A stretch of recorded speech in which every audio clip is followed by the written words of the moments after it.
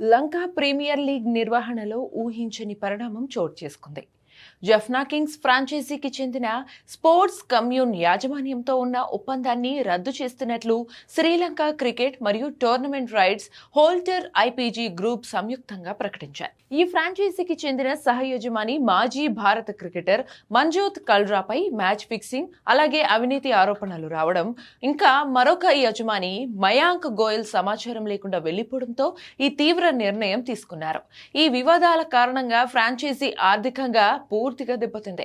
క్రీడాకారులకు సహాయక సిబ్బందికి అందాల్సిన జీతాలు నిలిచిపోవడమే కాకుండా స్పాన్సర్షిప్ ద్వారా వచ్చిన నిధులను నిబంధనలకు విరుద్ధంగా మళ్లించినట్లు ఆరోపణలు వచ్చాయి. పరిస్థితి ఏ స్థాయికి చేరిందంటే, ఇటీవల జరిగిన ఒక మ్యాచ్ లో ఆటగాళ్లు బకాయిల నిరసనగా తమ జెర్సీలపై ఉన్న స్పాన్సర్ లోగోలను నల్లటి టేపులతో కప్పి ఆర్థిక ఒప్పందపరమైన బాధ్యతలను నెరవేర్చడంలో యాజమాన్యం విఫలమవడంతో టోర్నమెంట్ ప్రతిష్టను కాపాడేందుకు ఎస్ఎల్సీ వెంటనే జోక్యం చేసుకుంది.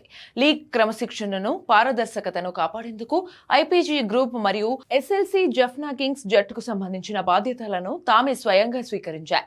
ప్రొఫెషనలిజం కు పెద్దపీట వేస్తూ ఆటగాళ్లకు అలాగే సిబ్బందికి రావాల్సిన జీతాల బకాయిల్లో 90% ఇప్పటికే చెల్లించినట్లు, మిగిలిన మొత్తాన్ని కూడా త్వరలోనే సర్దుబాటు చేస్తామని లీగ్ నిర్వాహకులు తెలిపారు.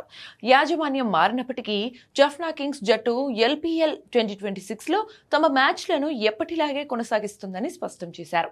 ప్రస్తుతం ఉన్న ఆటగాళ్లు, కోచింగ్ సిబ్బంది, జట్టు పేరు అలాగే జెర్సీలతోనే లీగ్ పూర్తయ్యే వరకు ఆడుతుందని ప్రకటించారు.